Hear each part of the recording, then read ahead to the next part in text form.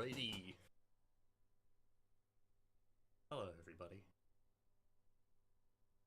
Doing this one a little bit different through restream to both Facebook and YouTube. But without any further ado, I'm gonna read the news with just a really quick shout out for my Substack. Everything I write ends up here, and I got new articles. As of late, it's been almost daily, but I also have a couple pieces of fiction up there and some poetry. So mostly like text stuff, philosophy stuff.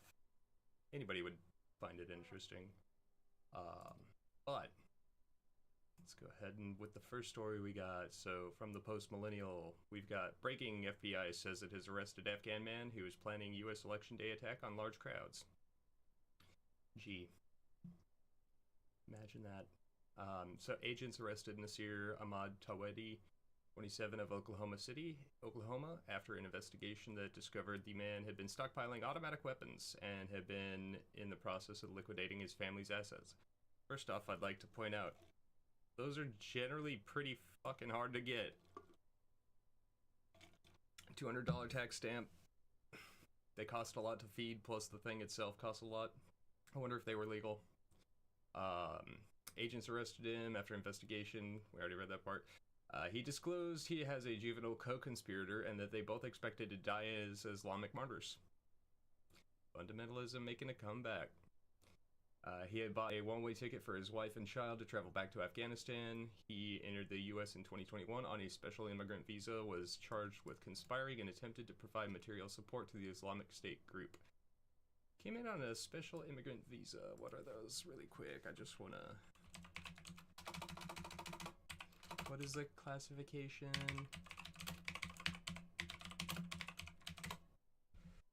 Let's see what the interweb says.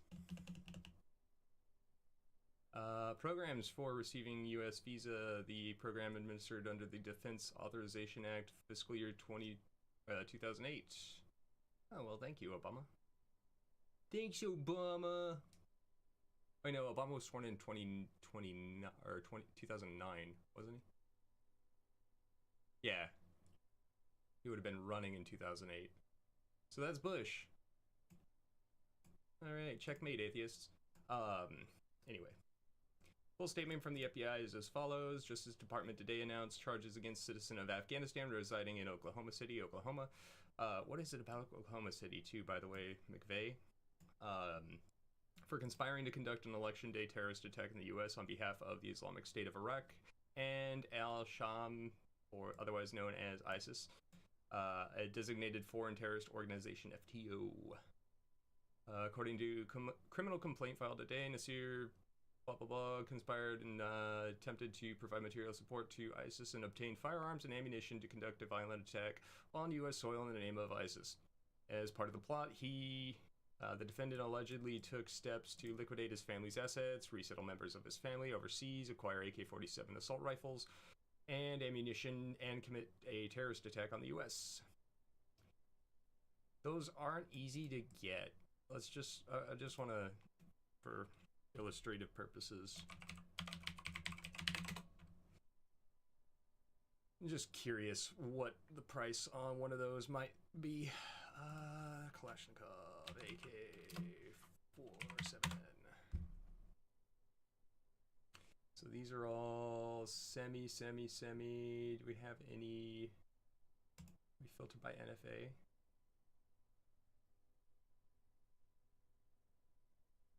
Yeah. Can I sort by low to high?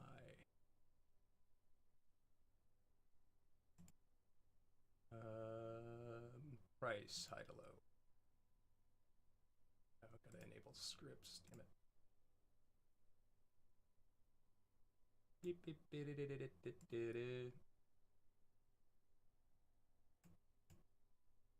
price, high to low. Yeah, so that's a Chinese milled AK for half a mil. Blah, blah. Here we go, fully transferable. 42 racks. 42 grand. plus a $200 tax stamp. As charged, Justice Department foiled the defendant's plot to acquire semi-automatic weapons. Oh, so they're semi-automatic? Well, then they are only like $1,000. And commit a violent attack. But wait, hold up. Didn't they just say up here? Didn't they say stockpiling automatic weapons? But then down here it says semi-automatic. Get your fucking terms straight, assholes. About that, huh?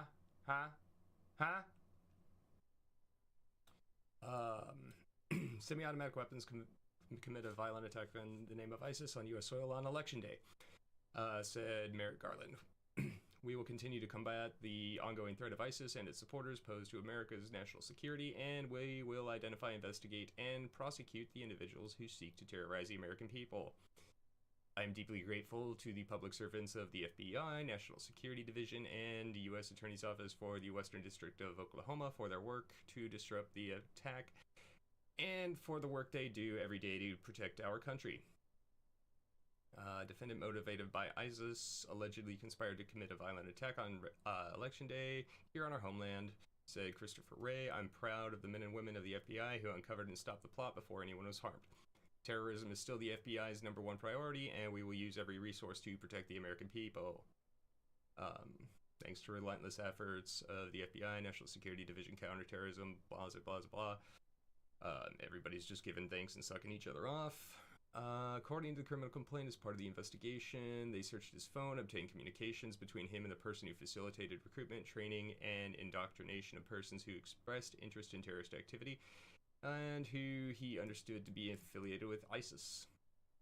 It's really funny that, right as Iran is re-entering the public consciousness of bad guy numero uno, and right as it's election time, I mean, I'm not saying anybody here in our country's behind it, but perhaps... what the fuck? Facebook just dropped? What the shit? What happened? What the fuck happened? No, it says it's still live. Maybe? There it is. Okay. Never mind. False alarm. Fucking computer just acting retarded. Anyway, what was I saying? Oh yeah, I'm not saying anything tinfoil is going on and that, you know, anybody's being put up to this, or maybe they're publicizing it now just to cash in on it or whatever, but it does seem like it's rather, interesting timing. Tweety was also seen in a video recording July 20th, reading to 2 children text that describes rewards of murder receives in the afterlife. Yes, little Ahmed, you get 72 virgins. Daddy, what's a virgin? Shut up.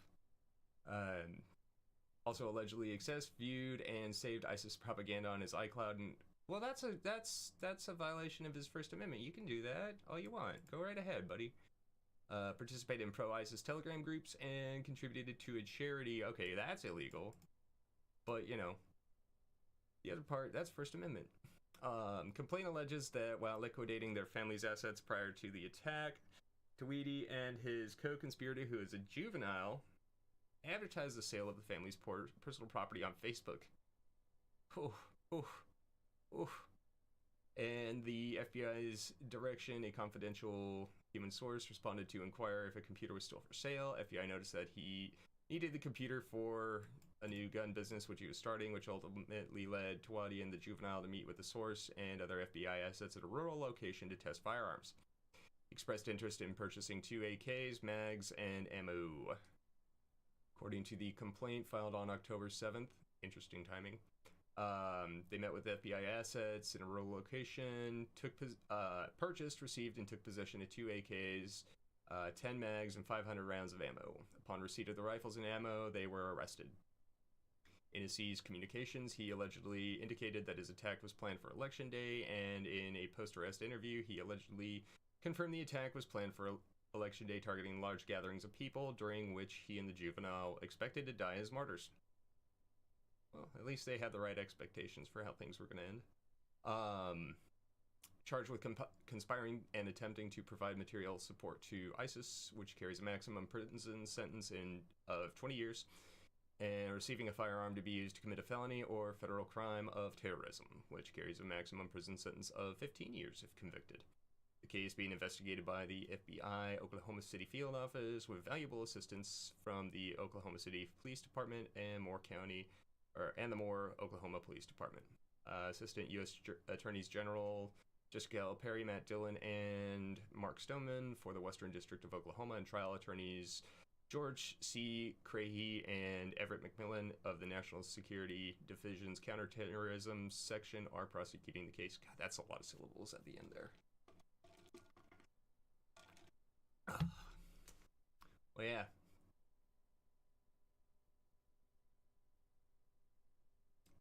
I have a lingering question.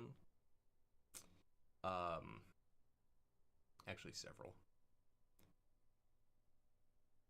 How many others are planning? How many others have the equipment, haven't been caught, haven't been seen, whatever? Is this something to be all panties in a twist about? Is this something that may pose an ongoing problem? Because it feels like it's pushing for not just mail-in, but to kind of have a chilling effect on the democratic process. And as we all know, democracy is on the line this election. Anyway, on to the next one. From Just the News, forecasters downgrade Hurricane Milton to a Category 3 storm. Best good news about that, but still not great. Forecasters on Wednesday afternoon downgraded Milton from a 4 to a 3, just hours ahead of its expected landfall in Florida. Now has sustained winds of 125 miles an hour, according to CNN, which puts it in the Cat 3 zone. Started as Cat 5 hurricane early Wednesday morning, but spent most of the day as Cat 4. Maybe it still identifies as a Cat 5. Has anybody tried asking yet?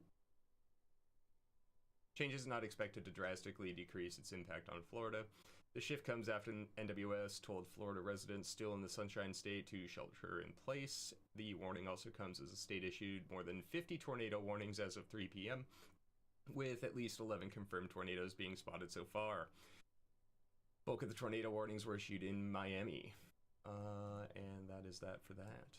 But yeah, a little late to be running. I don't know how many Florida peeps are in my audience. But, yeah, not good. Here we have election board in crucial swing state sued over dispute on who will monitor election results. It stems from a disagreement on who will monitor the November election. And it's like, why not just let everybody monitor it? Why not set up webcams on it? Broadcast it to the whole world. Oh, Fulton County, Georgia. Y'all just can't stay the fuck up out the news, can you? Sued the Georgia State Election Board this week in what was the latest development in an unfolding battle between two entities over how to monitor and ensure election integrity in November. The county board filed a lawsuit on Monday, AP reported, asking a judge to declare that the state board lacks the authority to force it to accept and Fulton County to pay for additional monitors for the 2024 election that have been handpicked by certain state election board members. Why do they care if anybody specific watches it? That's rather curious. State Election Board has no statutory authority to force Fulton County BRE to accept and Fulton County to pay for election monitors handpicked by the State Election Board. Tuesday, Georgia State Election Board responded voting 3-2 to subpoena a trove of 2020 election documents from Fulton County Clerk, the Atlantic Journal-Constitution reported. State Election Board in May found that the county violated some parts of the state election code. It voted to issue a letter of reprimand, which included instructions and agreement on a mutually acceptable monitor to be entered into by the board's August meeting. Well, see, now that makes a little more sense because you fucked up in the past, now you have to pay consequences. It's like when somebody gets a DUI, they have to pay for their neat little ankle monitor, or when, or the thing that goes in their in their vehicle that they have to give a blowjob every time they want to start their car, just like Kamala Harris when she wants a new job. However, county and state election boards have been unable to reach an agreement. County favors a team it already has approved, of course. That was proposed by Ryan Germany, a former chief lawyer for the Secretary of State's office, and the Atlanta-based Carter Center.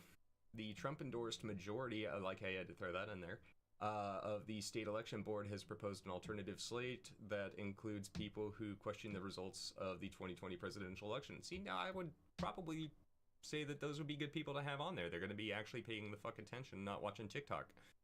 So, what's the problem? August 19th legal opinion written by AG Chris Carr and obtained by the AP says final decisions of the state election board are preclusive and that relitigation of all claims which have been already adjudicated or which could have been adjudicated is therefore prohibited. It's a lot of words to say nothing. Fulton County's attorneys assert that the approval of the motion at May meeting and the resulting reprimand is meant the case is closed and cannot be reopened, and that the argument is likely correct. When asked about the Attorney General's guidance, Johnston said that was opinion, not a legal finding. That was their advice or opinion. We have different opinions about that. The Republican majority on the state election board repeatedly said during meetings in August that it did not approve of the county's team. However, the county board reaffirmed its selection, and the county commissioners voted to approve the contract days later. A Republican official told Fox News Digital that what the Georgia State Election Board is doing is delegitimizing Republican governance in the state. I tend to agree. They don't know what they're doing. Today hit a high water mark when they investigated a county over voter challenge rejections that didn't have any voter challenges, period. Interesting. The recent development comes a week to count the number of paper ballots by hand after voting is completed in a decision that was opposed by the state attorney's general office.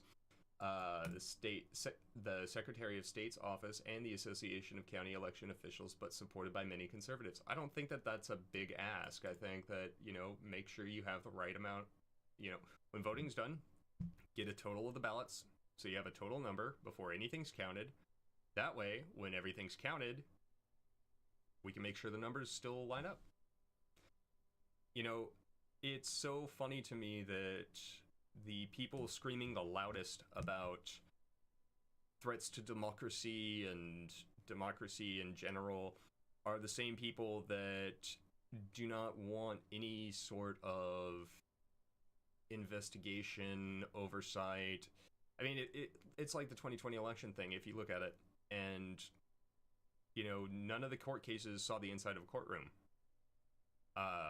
Most were dismissed on standing, which is a procedural bag of bullshit, in my opinion. But none of them went through discovery. None of them had evidence submitted. None of them actually presented a case. It was just the submission to the courts and then a rejection on standing. And so to say that it was the securest election in history, to say that it was all fair and nothing was, fucky going on, or to point at people questioning it as delusional or crazy, is without merit and without base in fact and reason, and just as speculative as people saying that Donald Trump won, or that, clearly Biden won. He's the one in office. That's kind of like where that all ends up, but you can't say with any certainty that either side is correct until you have gone through and addressed the issues. And to say that, there was no standing, well, standing just means, does the person bringing the case have the right to bring the case? And considering it was Donald Trump who is the the chief executive of the country, executive branch oversees elections, and it's a duty constitutionally prescribed that the president ensures that they are free and fair, I would say that absolutely had standing. Now, I'm not a lawyer or a judge, or probably for a good reason, but even so, I think that to call people who question it delusional is at least off base, and I think to assert any knowledge one way or the other at all is off base, but that's just me. The new rule, according to the Associated Press, requires that the number of paper ballots, not the number of votes, be counted at each polling place by 3 separate poll workers until all 3 counts are the same. If a scanner has more than 750 ballots inside at the end of voting, the poll manager can decide to begin count the following day. Interesting. But yeah, election shenanigans, and here's some more election shenanigans. South Dakota kicks 273 non-citizens off its voter rolls, even with the general election voting underway. South Dakota's top elections officials have removed hundreds of people from state voter rolls as the general election voting is underway, a move she defends as necessary to ensure election integrity. Props to you. But opponents say it's illegal and could disenfranchise valid voters. Get fucked. If you're a valid voter, it will not disenfranchise you because your vote will be counted. Removal of 273 non-citizens, saying this discovery was part of a review to ensure the integrity of South Dakota's elections and safeguard against improper voter registration. So, what's the rebuttal again? What's the issue that people have? In a statement, Republican Secretary of State Monet Johnson said ensuring the integrity of our elections is our highest priority. We are proud of the thorough work done to safeguard South Dakota's voter rolls. We work closely with DPS to resolve issues, and we are constantly working to make sure that only eligible citizens are participating in our elections. Her office's Division of Elections Director did not immediately respond to email questions about why the names were removed. DPS spokesman declined to comment. It's pretty fucking clear they were non-citizens. Non-citizens don't vote. Thank you. That will be all. South Dakota has about 682,000 registered voters, more than 617,000 of whom Johnson's office considers to be active. South Dakota was one of the first states to begin early voting for the November general election. Absentee voting began September 20th. The ACLU of South Dakota called for the stricken voters to be reinstated. On what grounds? Saying their removal could disenfranchise. Who cares? Who fucking cares? It's a simple, are you citizen, are you not citizen? Get fucked. Violates the National Voter Registration Act deadline, 90 days before elections for federal office for system. So because somebody fraudulently was able to register, we don't kick them off when we find it? No, that's fucking bullshit. Ineligible voters may be removed, but that must be based on individualized information or an investigation. It sounds like you're making that claim without realizing that it's not like they just took a fucking marker, went down the list and like, I don't like this name looks too, Russian, this name looks too Polish, whatever. It was like, they don't have SSNs, they don't have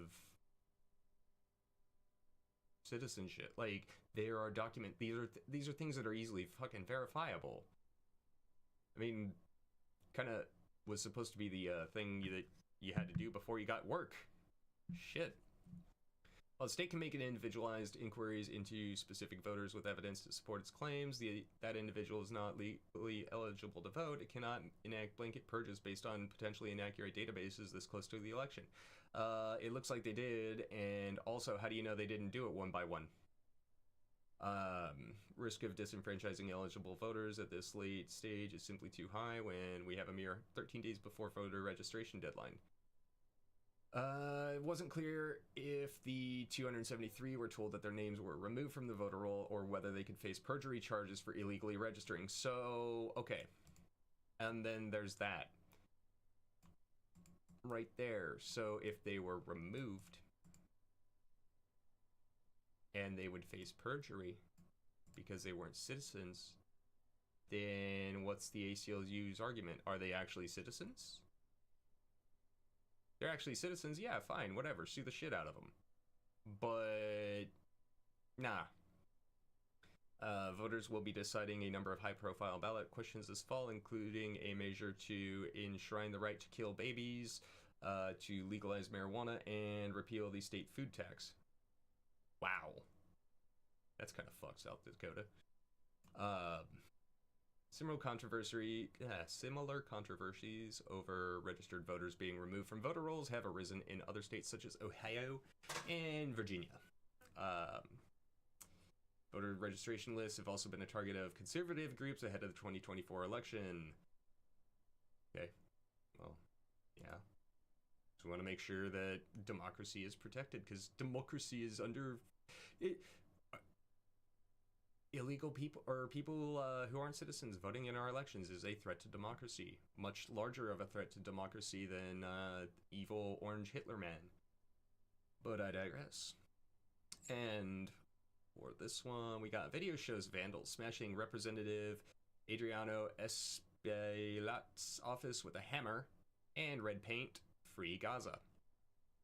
It's a religion of peace, man. I swear.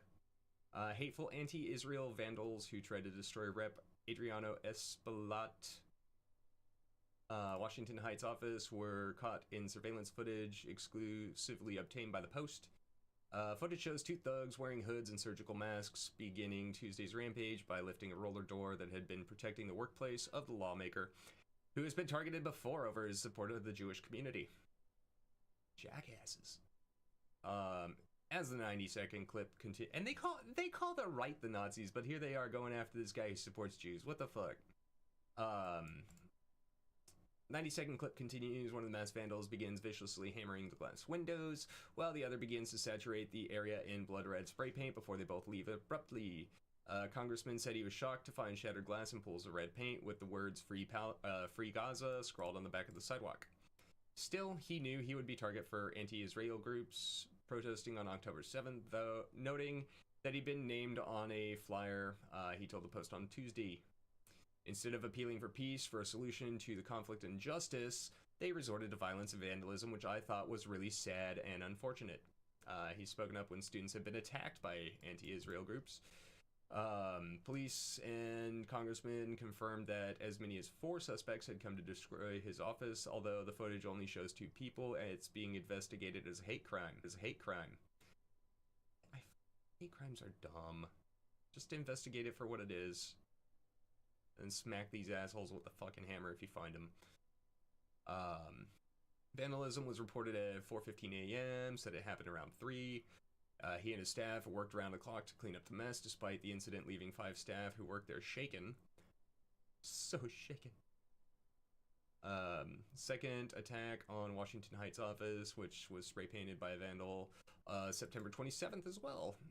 NYPD's hate crime task force is investigating both cases. Incident comes 1 year since the brutal attack on Israel by Hamas, killing 1,200 innocent Israelis and taking 250 hostage, some of which are still held hostage. That incited war in the region. 97 hostages are still being held captive in Gaza. Thousands of anti-Israel protesters swarmed Manhattan, with one group led by Within Our Lifetime, starting on Wall Street, moving uptown, growing to about 2,000 people. Another mass of these retards also descended upon Washington Square Park before migrating uptown on Monday. Throughout the day, 7 anti-Israel protesters were busted at Manhattan demonstrations, including a 23-year-old New Jersey man accused of kicking NYPD captain in the chest. Of the 7 taken into custody, 2 were released with summonses, and 5 face charges that require court arraignments. Say, give them the chair. But yeah. Things heating up out there. And by heating up, so we have a severe geomagnetic storm warning predicted, or severe geomagnetic storm predicted. The storm that sparked the auroras as far south as Arizona, hey, that's me, and Texas on the 7th and 8th is finally over. That was from an X 4.1 and 9.1 back to back. We just had another Earth-directed CME off of the, looks like it came out of that sunspot group right there, 3848. There was one on the limb yesterday that's going to give us a glancing blow, but this one is a direct hit. As you can see, just watch this beauty. Watch that ripple up there through the corona. And is there video? Yeah, here's some video of SDO with it going off, with the comet coming in. But all of that static on the screen there is what would be referred to as a proton storm from the ejecta. So yeah, more auroras for southern latitudes, and you know, I think what a lot of people miss in this is that auroras in the south don't happen typically. For a long time, you needed something. I mean, the Carrington event, people saw stuff as far south as Puerto Rico, but many storms after that, we haven't seen anything like that until this year, earlier this year, when a moderate-sized X-class flare kicked off. And so, why? Why are we seeing more and more of this activity more frequently further south? This is not normal. This is not something that anybody's being given answers to, and it doesn't even seem to be a question that many people are asking. Everybody seems to be all enamored with the lights, which, yeah, they're pretty, but why are you seeing them? Do you ever recall seeing them before? Food for thought. And then, of course, we'll finish up with my favorite two, the radar and the wind map. Okay, dokie. So, looks like the hurricane has made landfall. I repeat, the hurricane has made landfall. Eye of the storm right there. God damn.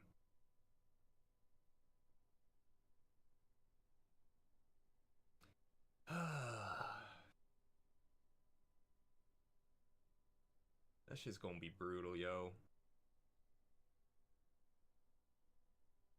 Like, I'm hoping it goes out and it stays out. There we go. So as you can see, the eye of that hurricane. There we go.